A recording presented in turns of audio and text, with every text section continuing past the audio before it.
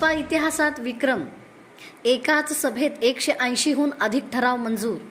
आमदार देवेंद्र कोठणकडून महापौर विनायक कोंड्याल यांचा सत्कार. सोलापूर महानगरपालिकेच्या इतिहासात आज नवा विक्रम नोंदवला गेला. एकाच सर्वसाधारण सभेत तब्बल 180हून अधिक ठरावांना मंजुरी देत महापौर विनायक कोंड्याल यांनी कार्यक्षम नेतृत्वाची छाप उमटवली.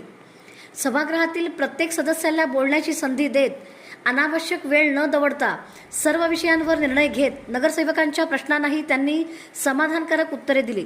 त्यांच्या या कार्यपद्धतीचे सर्व स्तरातून कौतुक करण्यात आले. सभेनंतर आमदार देवेंद्रदादा कोठे यांनी महापौर विनायक कोंड्याल यांचा शाल व पुष्पगुच्छ देऊन सत्कार करत त्यांच्या कार्याचे विशेष अभिनंदन केले.